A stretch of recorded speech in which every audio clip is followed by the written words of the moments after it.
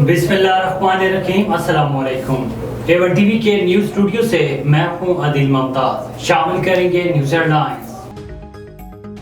कौन बनेगा निगरान वजीर आजम, ताहाल किसी नाम पर इत्तफाक न हो सका। निगरान वजीर आजम की दौड़ में नया नाम जलील जैलानी भी शामिल। हफीज शेख के नाम पर मुस्लिम लीग नून के तहफ़्फ़ुज़ात बरकरार। शाहिद खाकान, हफीज शेख के नाम भी तजवीज़ किए जा चुके।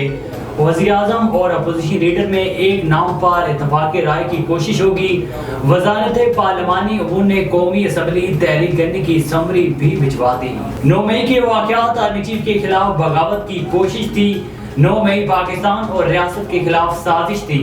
कौमी असम्बली में वज़ीर आज़म शहबाज शरीफ का अलविदाई खिताब। साइफर ड्रामे ने अमरीका के साथ ताल्लुकात को मुतासिर किया। PTI ने चीन के खिलाफ प्रोपेगेंडा, IMF मुआहदा तार किया। गुज़श्ता दौर में अपोजिशन को दीवार से लगाने की कोशिश की गई। असम्बली में बैठे लोगों को चोर और डाकू कहा गया। पिछले 16 माह मेरी जिंदगी का मुश्किल तरीन दौर था। पिछली हुकूमत का बोझ पड़ा।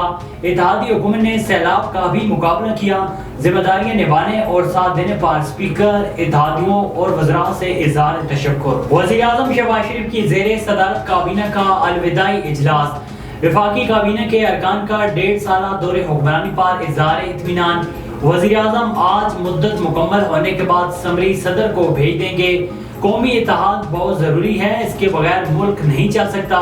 साबिक हुकूमत ने मुल्क को डिफॉल्ट करने की कोई कसर नहीं छोड़ी। हमने मुश्किल वक्त में हुकूमत लेकर मईशत को संभाला। चेयरमैन PTI ने उस्मान बुज़ार को चुनकर वज़ीर आला लगाया। अपोजिशन लीडर राजा रियाज ने कहा है कि फरग गोगी की हुकूमत चली और जादू चलाना शुरू किया। अपोजिशन लीडर राजा रियाज का कौमी असम्बली में इज़हार ख्याल। चेयरमैन PTI को बताया कि ये चीजें मुल्क के लिए ठीक नहीं। बुज़दान के दौर में DC और AC पैसे देख कर लगते थे और 9 मई के वाक़यात ने मुल्क की तारीख को दागदार कर दिया। एक शख्स ने इक़्तिदार की खातिर मुल्क को दाव पर लगाया।